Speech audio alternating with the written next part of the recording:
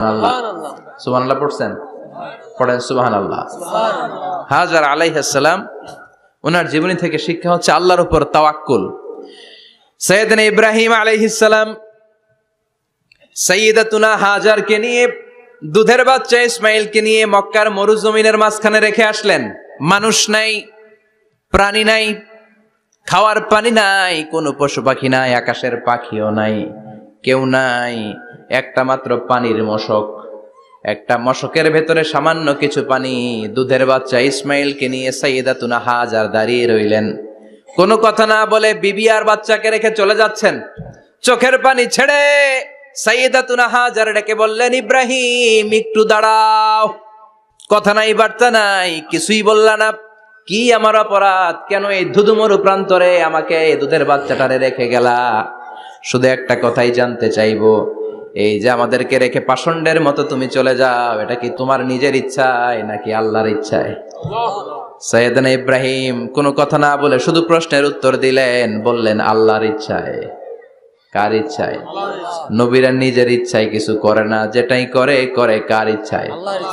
সাইয়্যিদাতুনা হাজার বললেন, ইযান লা ইউদাইয়ুনাল্লাহ। তোমার ইচ্ছায় যদি আমাদেরকে রেখে না যাও, আল্লাহর ইচ্ছায় যদি রেখে যাও, তাহলে আমার ভরসা আছে আল্লাহ আমাদেরকে নষ্ট হতে দিবে না, আল্লাহ আমাদেরকে কোনো কষ্ট দিবে না। আমার আল্লাহই আমার জন্য যথেষ্ট। সুবহানাল্লাহ। আপনারে মায়েরা যারা আছেন, আপনাকে আর আপনার দুই সন্তানকে নিয়ে আপনার স্বামী সিলেটের হাকালুকি হাওরের মাঝখান দিয়ে রেখে আসছে। কি করবেন? পিছনে পিছনে দৌড়াবেন, গালাগালি শুরু করবেন। যদি বলে আল্লাহর ইচ্ছায় তোমারে রেখে গেলাম, জীবনেও মানতে চাবেন না, বলবেন তোরেও বাদ দিলাম, তোর আল্লাহরেও বাদ দিলাম। আছে না নাই? কিন্তু সাইয়্যিদাতুনা হাজার কেমন নারী ছিলেন, একটা টু শব্দ করেন নাই। শুনতেছেন? কেন ইমাজিন, কল্পনা করতে পারেন? ধুধুমরু প্রান্তর, খাওয়ার কিছু নাই, পান করার কিছু নাই, কথা বলার মতো একটা মানুষ নাই, রৌদ্রের তাপ মরুভূমির বালুর উপরে এমন ভাবে পড়ে। সৌদি আরবের মরুভূমি যারা দেখেছেন, প্রচন্ড বালুর মধ্যে চাল রেখে দিলে চালগুলো মুড়ি হয়ে যায়। ওই প্রচন্ড মরুভূমির মধ্যে দাঁড়িয়ে বললেন, যদি আল্লাহর ইচ্ছা হয়, আমার আল্লাহ আমার জন্য যথেষ্ট। ঠিকই আল্লাহ যথেষ্ট হয়েছেন। এই মহিলাকে দিয়ে মক্কা আবাদ হয়েছে। মক্কায় কোনো মানুষ থাকতো না, এখন মক্কায় গেলে জায়গা পাওয়া যায় না। 25 লক্ষ লোক আমরা হজ করেছি এবার। প্রতিদিন 3 লক্ষ 4 লক্ষ মসজিদুল হারামে একসাথে জামাত। জুমার নামাজের দিন 5 লক্ষ 7 লক্ষ 10 লক্ষ হয়ে যায়। এতগুলো মানুষ আগে ছিল না। সব হলো সাইয়্যিদাতুনা হাজারের ইমানের ফসল। সুবহানাল্লাহ। এই নারী এখানে থাকলেন আল্লাহর উপর ভরসা করে, ইমানের পরীক্ষা দিতে লাগলেন। একদিনের ব্যবধানে খাওয়ার পানির মশকের পানি শেষ। ইসমাইল আলাইহিস সালামের পায়ের ধাক্কায় জমজমের পানি এলো। জুরহুম নামক একটা গোত্র যাচ্ছিল, তারা এসে ওনার হাতে মুরিদ হলো। সুবহানাল্লাহ। তারা এসে বলল, আমাদেরকে শুধু জমজমের পানি খেতে দেন, আপনি যা বলবেন সব আমরা মেনে নিলাম। শুরু হলো মক্কার আবাদ। হাজার হাজার মানুষ বাড়তে শুরু করলো, মক্কা শহরের এক্সপানশন হলো। গোটা বিশ্ব থেকে লক্ষ লক্ষ মানুষ এখন মক্কার দিকে ছুটে চিল্লায় বলেন, ঠিক কি না? এজন্য আমার মায়েরা অনেক লম্বা জীবনী তার। একটা ঘটনাই বললাম, সাইয়্যিদাতুনা হাজার, ওনার জীবনী থেকে আমার মায়েদের বোনেদের জন্য শিক্ষা, তাওয়াক্কুল আলাল্লাহ।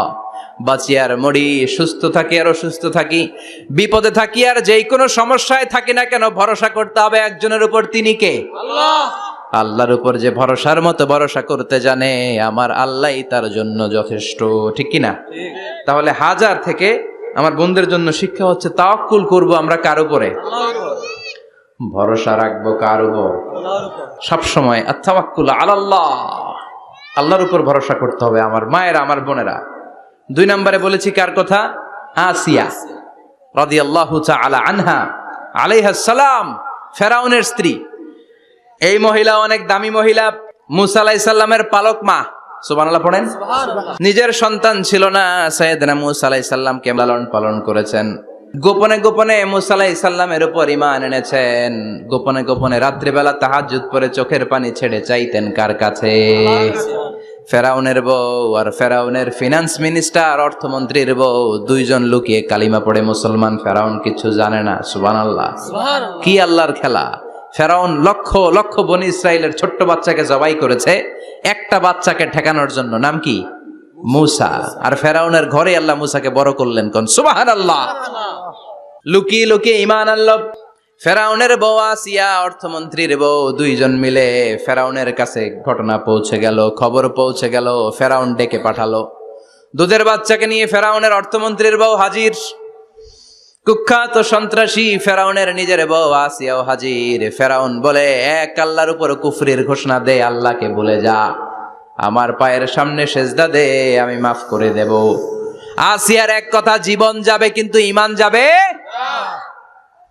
ফেরাউনের অর্থমন্ত্রীর স্ত্রীরও এক কথা, যে আল্লাহর কাছে আমরা মাথা নত করেছি, পৃথিবীর কোন শক্তির কাছে ওই মাথার নত হতে পারে না। ফেরাউন বলল, তাই নাকি, দেখি তোদের ঈমানের পাওয়ার কত বড়। অর্ডার করলো, বিশাল বড় পাতিল নিয়ে আসো, কড়াই নিয়ে আসো, কড়াই ভর্তি তেল গরম করতে শুরু করো। টকবক টকবক করে কড়াইয়ের মধ্যে গরম তেল। ফেরাউন বলে, ও অর্থমন্ত্রীর স্ত্রী, তোমারে অনেক ভালো জানতাম, এখনই আমার পায়ের সামনে সেজদায় লুটিয়ে পড়ো, আল্লাহরে ছাড়ো, আমি তোরে ছেড়ে দেব। অর্থমন্ত্রীর বউ বলে, এত সোজা না। সুবহানাল্লাহ বলেন।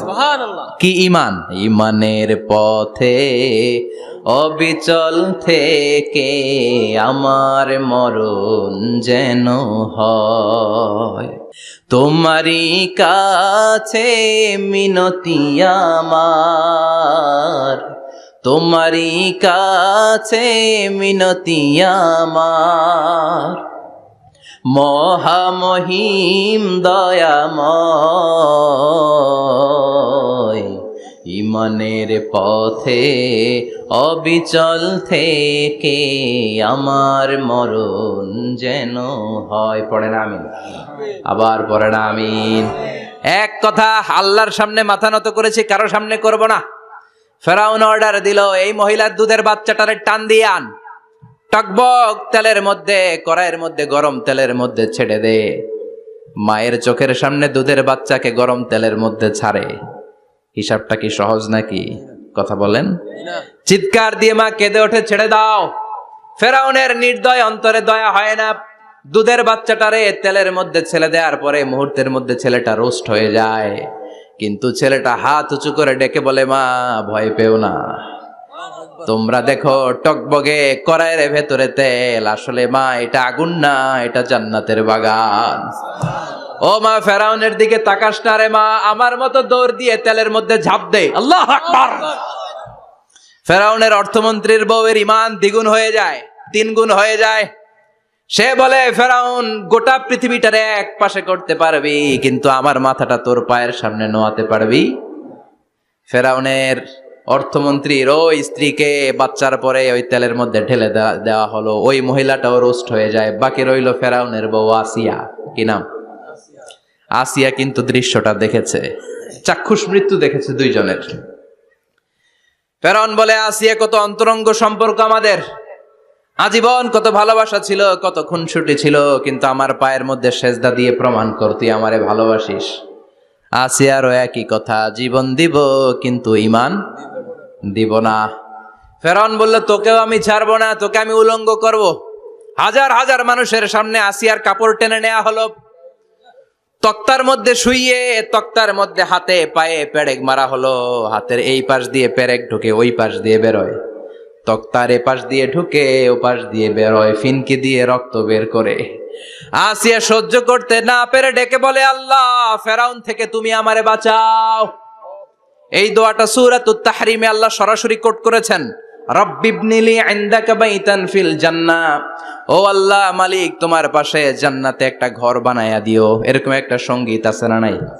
এই সঙ্গীতটা সরাসরি সূরাতুত তাহরিম আসিয়ার দোয়া থেকে কোট করা হয়েছে। পড়েন সুবহানাল্লাহ। মালিক তুমি জান্নাতে, তোমার পাশে আমায় একটি ঘর বানিয়ে দিও,